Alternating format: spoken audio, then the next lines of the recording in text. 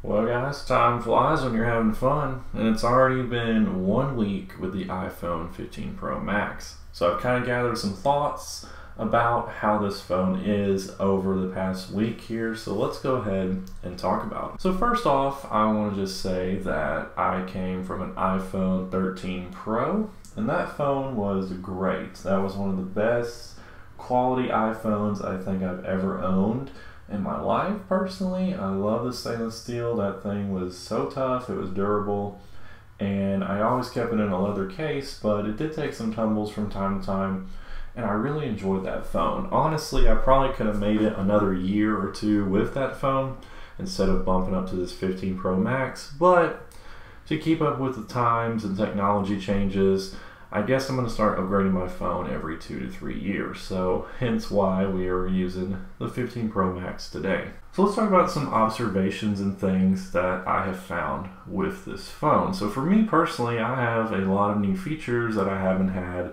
on my 13 Pro. So I really love the always on display. I think the dynamic island is pretty cool, the way it kind of adapts to different things that you're doing and all that good stuff. I've also never owned a big iPhone, so this is obviously the max size, and I was a little worried at first. It took some getting used to, but now after a week of use here, I think I've gotten used to how to hold this phone properly, either in one hand or two hands, and just getting used to the size. I think I'm pretty good with it now. Now, when I first took this phone out of the box, if you watch my unboxing video, we all know that this thing is now made of titanium instead of stainless steel. They've also kind of redesigned the corners of the phone to make it a little bit better to hold in the hand. And by a little bit better, I mean a lot better to hold in your hand. One thing I couldn't get over when I took the phone out of the box for the first time is just how easy it actually is to hold this phone in your hand. It made it very, very, very tempting to go caseless with an iPhone, and that's the first time I've ever felt that way, and I have owned many different iPhones over the years. Even my 13 Pro, which had kind of rounded corners similar to this, it just wasn't a comfortable feeling in the hand for some reason.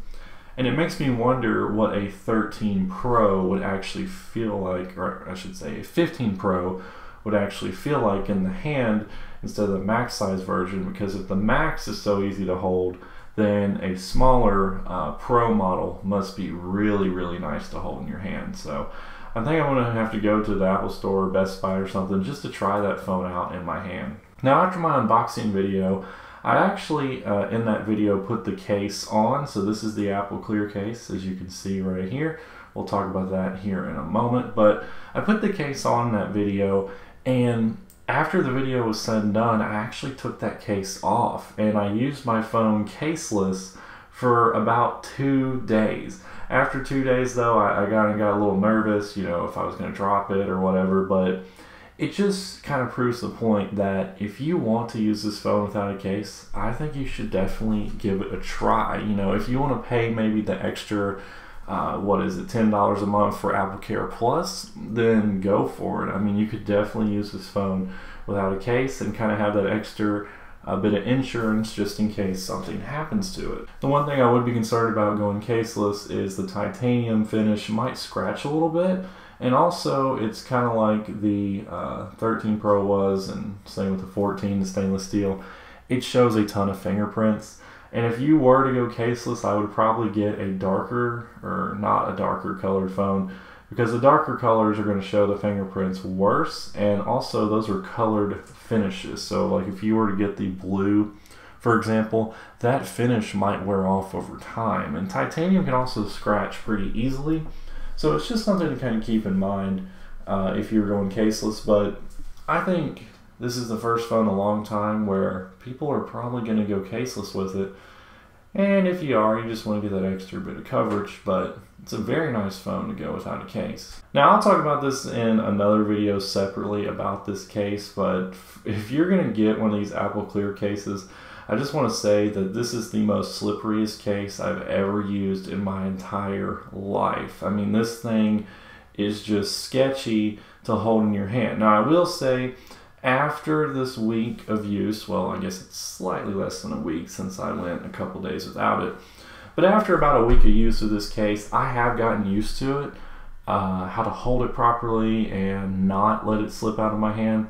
And I think it just had to wear in a little bit. There must have been some sort of coating or something they put on it to make it pretty just slippery when you first use it. So if you have like really greasy hands, oily hands, this might not be the case that you want to go for. But over time here, after this week, it has gotten much easier to hold, and I haven't had any kind of like scary moments where I feel like I'm going to drop this phone. Let's talk about the big, issue that we saw with the new 15 Pro here, and that is that overheating bug that was happening. So in case you've been living under a rock and you don't know, these phones were apparently overheating. So by overheating, I'm not sure if people really know exactly what that means, but I've had my 13 Pro overheat countless numbers of times. Like literally that phone overheated all the time, and it mainly would overheat like on things like a FaceTime call or playing a game or something like that.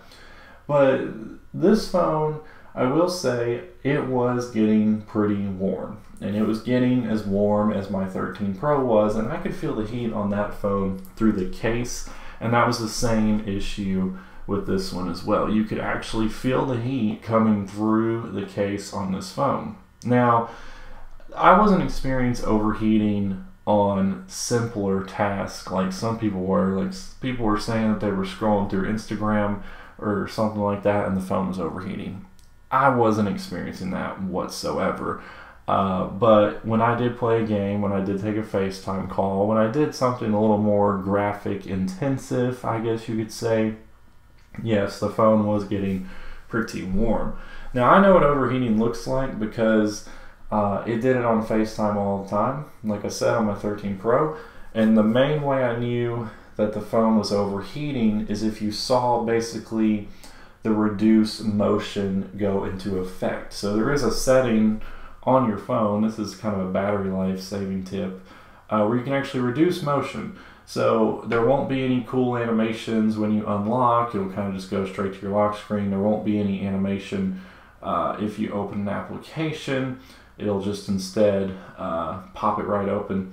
And I was noticing that happening on my phone. Also, the 120 hertz display was looking pretty choppy. Okay, that's how I knew the phone was overheating.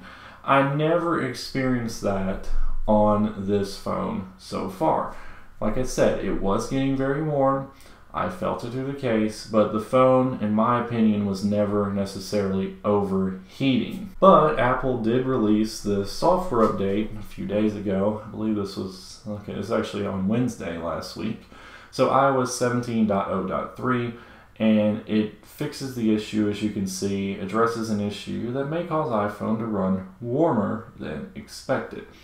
So they released this update. I downloaded it, and I will say that as of now, the phone doesn't even get warm, so that's pretty good. But the only time I have noticed where this thing still gets pretty hot is if you are using the phone while it's charging, and this seems to not matter if you are on wireless charging or MagSafe, or if you're plugged directly in with a cable. This phone still gets very, very hot when it is charging. Even hotter, I would say, than what people are saying it was overheating. That's kind of a concern for me. I don't wirelessly charge this phone unless I'm at work, and usually I'm not necessarily using the phone. But I will say, again, this kind of just seems like an iPhone thing, because my 13 Pro, when I wirelessly charged it, it was giving me the actual warning on the screen that said charging stopped due to temperature. So charging will resume when your phone reaches a normal temperature again. I have not seen that warning on this phone yet, but it still gets pretty warm. So something to kind of keep in mind there. Another thing that I'm kind of iffy about at the moment is battery life. So I was expecting, honestly, like a huge bump in battery life with this phone. Now, I don't know if maybe this is because I am still kind of, Like maybe stuff is still syncing in the background or kind of refreshing. I don't know. Obviously, I knew my battery life wasn't going to be the best those first couple days because so much of my data was still being synced to the new phone. And yeah, the battery life was suffering pretty bad. These past couple of days, it has seemed to get better. But if I'm still using my phone a lot throughout the day, you know, I'll finish pretty low in the battery life range. So for example, yesterday, I took the phone off the charger about 8 a.m. and by 9:30 p.m. that night, the phone was down to 4% battery. That was several FaceTime calls. That was a lot of checking fantasy sports and things like that. And just kind of sitting around messing with my phone all day long. So that battery life suffered yesterday. However, I've noticed that when I'm kind of just doing a normal use case scenario for me personally, you know, maybe just checking the news a few times a day or taking a phone call or two, sending some text messages, whatever, you know, I'm finishing the day down in about the 40% range, which was better than my 13 Pro. That phone would basically be dead all day long. But most of the time with my phone, I like to just leave it on the charger, the wireless charger, or I plug it in when I'm getting in the car. So my phone usually stays up in the upper, you know, 80–90% range for the entire day. Now, as you can see right now, my phone is at 83% battery, and I have been on it quite a bit today, but I haven't been on it a ton like I normally am. So yeah, the battery life is still kind of all over the place for me.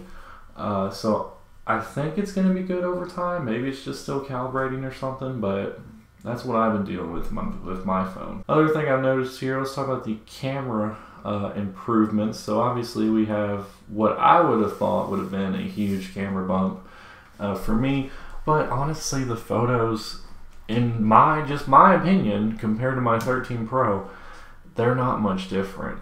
Really the only cool thing with this phone, of course, is that it's 48 megapixels and you have the new 5x optical zoom with a 25x zoom. So I'll show you a few pictures that I've taken here. Now we're looking at this on a GoPro camera, so don't get too excited.